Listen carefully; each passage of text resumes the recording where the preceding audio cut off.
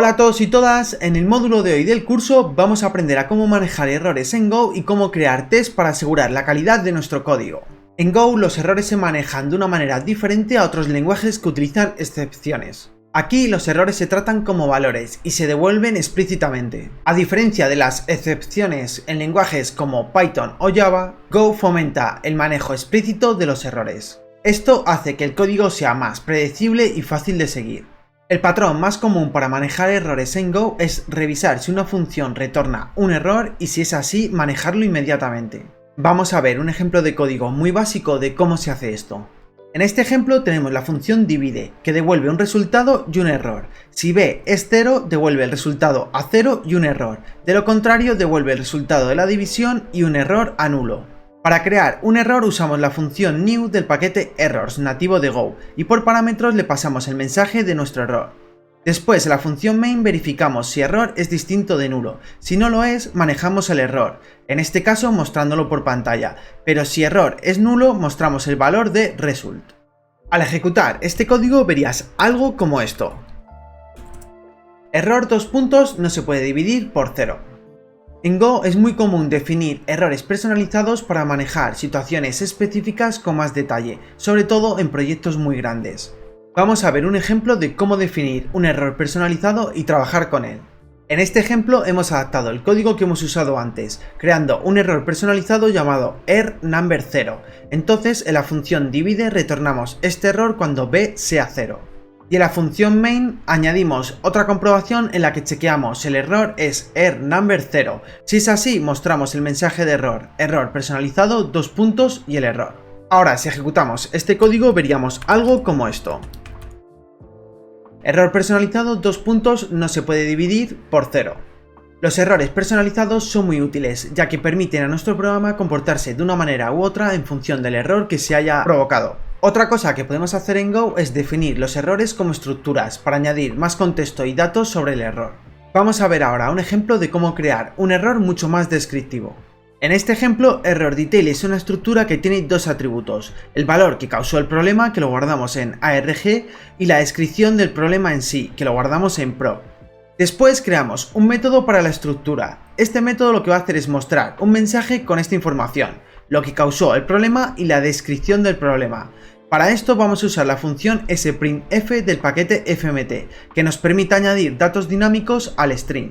En este caso le estamos diciendo que el primer valor es un float, por eso ponemos tanto %f, ya que esto se va a sustituir por el valor de arg, y el segundo es un string, por eso ponemos tanto %s, porque se va a sustituir por el valor de prop. Después, en la función sqrt, cuando x es menor que 0, creamos una instancia de la estructura errorDetail, que implementa la interfaz error. Por eso podemos retornar la estructura como un error de nuestra función. Y para que quede claro, nuestra estructura errorDetail implementa la interfaz error, básicamente porque tiene un método llamado error. Y para terminar este ejemplo, lo que hacemos en la función main es mostrar el error si no es nulo. Ahora, si ejecutamos este código, veríamos algo como esto. Error : el -4, que es el valor que provoca el error, y el detalle del error, que es no puede ser negativo, que es básicamente los datos con los que hemos creado nuestra estructura, errorDetail.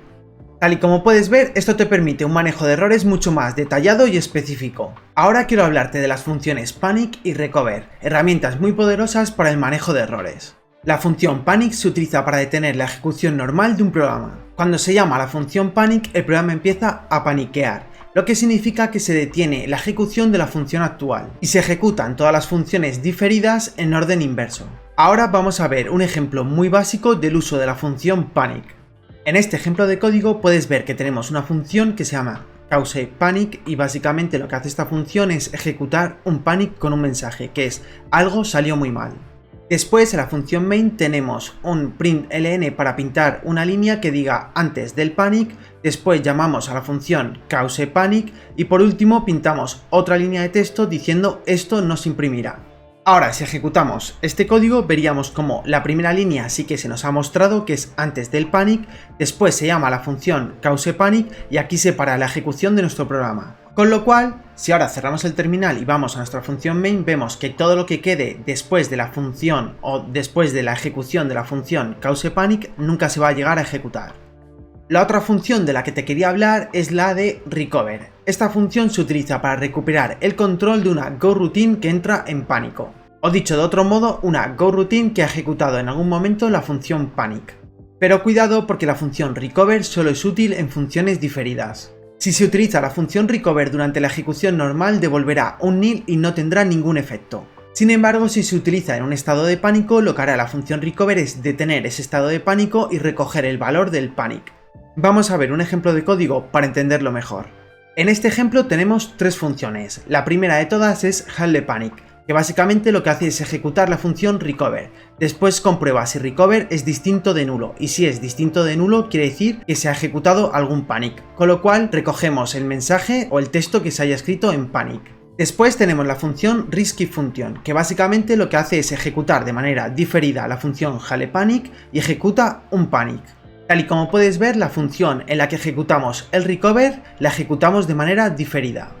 Y la función main hace exactamente lo mismo que antes, con lo cual ahora si nosotros ejecutamos este código veríamos que primero se nos pinta el mensaje de antes de la función riesgosa, que es el mensaje que tenemos aquí, después se nos pinta la información del panic, que es la que tenemos en el recover, en la función handlePanic, y por último, en este caso nuestro programa no se ha parado y sí que se nos pinta el último println diciendo después de la función riesgosa. A menudo estas funciones de panic y recover se utilizan juntas para manejar errores de una manera mucho más controlada y evitar que tu programa se cierre de una manera inesperada. Ahora vamos a hablar del testing. El testing es una parte crucial del desarrollo de software. En Go tenemos un paquete llamado testing, es nativo del propio ecosistema de Go y proporciona una serie de herramientas para escribir y ejecutar test de una manera eficiente. Ahora vamos a ver cómo crearíamos un test unitario. Supongamos que tenemos un fichero main.go que tiene una función que es divide y luego otra función que es la función main. En la función main lo único que hacemos es ejecutar esa función divide que hace la división entre dos números y comprobar si esta función retorna un error. En caso de que lo retorne mostramos un mensaje, pero si no retorna un error mostramos el resultado, tal y como vimos en el primer ejemplo de este módulo. Entonces, para testear este fichero main.go o lo que hace este fichero main.go, vamos a crear un fichero nuevo llamado main_test.go. En Go es un estándar que todos los ficheros de test tengan el nombre del fichero que se va a testear _test.go. Y en este fichero main_test.go lo primero que hacemos es declarar en qué paquete va a estar este test, en este caso en el paquete main. Después importamos el paquete testing y creamos una función llamada testDivide. Todas las funciones de test deben empezar por la palabra test, porque así Go interpreta automáticamente que esa función es un test. Todas las funciones de testing reciben por parámetros la estructura T del paquete testing, porque esta estructura tiene una serie de métodos que nos van a ayudar a crear nuestros tests. Dentro del test lo que hacemos es llamar a la función divide y recogemos el resultado y el error. En este caso, con los parámetros que le pasamos a la función divide, error siempre debería ser nulo y el resultado siempre debería ser 2. En caso de que esto no se cumpla, ejecutamos la función o el método errorf de la estructura t, y esto lo que va a provocar es que el test se marque como fallido, mostrando el mensaje que se indica entre paréntesis de esta función, como detalle del error que ha provocado que el test falle.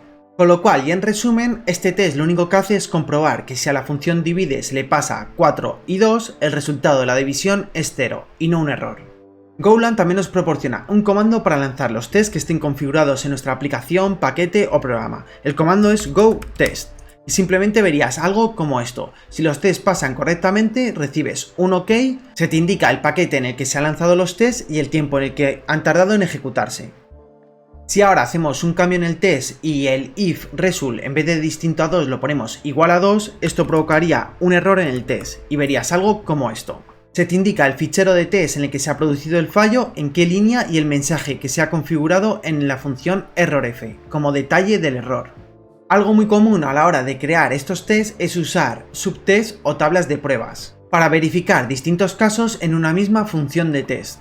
Esto facilita la organización de múltiples casos de prueba en un único lugar. En este ejemplo puedes ver que la función testDivide es un poco más compleja, ya que definimos una estructura con 4 atributos. A y B son float y son los números que se van a pasar a la función divide como parámetros. 1 es el resultado que queremos de la división de los dos números. Y por último tenemos el atributo hashError, que es un booleano para indicar si se recibirá un error o no. Creamos un array de la estructura y le añadimos 3 elementos. Estos son los 3 casos a probar por nuestro test. Después ejecutamos un for para recorrer este array que acabamos de crear, y en cada interacción ejecutamos el método run de la estructura t de testing para ejecutar cada caso de prueba como un subtest separado, proporcionando así un informe detallado de cada caso. A esta función run se le pasan 2 parámetros. El primero es el nombre del test, lo que te ayudará a saber qué se está ejecutando con qué datos, y el segundo es la función que se debe ejecutar como test. En este caso es lo mismo que la función que teníamos antes como testDivide. Salvo que ahora el error, además de ser nulo, tiene que ser lo mismo que tenemos configurado en nuestra estructura como hashError, y el resultado tiene que ser el que hemos configurado en la estructura como want. Y si ejecutamos estos tests con el comando goTest, verías un resultado como el anterior. Si todo va bien es un OK, te dice el paquete en el que se han ejecutado los tests y el tiempo que se ha tardado. Y si tienes un fallo, pues te dice la línea, el fichero en el que se ha producido el fallo y el detalle del fallo. Sin embargo, si lo lanzas con Visual Studio Code, verías cuál es el test que te ha fallado, cuáles son las condiciones del test en el que te ha fallado o el error y cuáles son los que han salido positivos. Y en caso de que tus tests salgan correctos, verías algo como esto. Todos han salido bien y no tienes ningún problema. Otra forma de la que se pueden ejecutar los tests en Go es de forma paralela. Esto nos puede ayudar significativamente a acelerar la ejecución de los tests, siempre y cuando se pueda hacer, claro. Y para hacer esto usamos la función parallel. Vamos a ver un ejemplo de código. Vamos a coger el ejemplo que teníamos antes y vamos a añadirle en la función run la primera línea t.parallel. Esto lo que va a hacer es que cada test se vaya ejecutando en paralelo, con lo cual el for ya no necesita esperar a que run acabe. Otra forma de poner el parallel es tener varias funciones run y ejecutar el parallel en todas ellas. De este modo le estamos diciendo que el subtest 1 y el subtest 2 se tienen que ejecutar de manera paralela.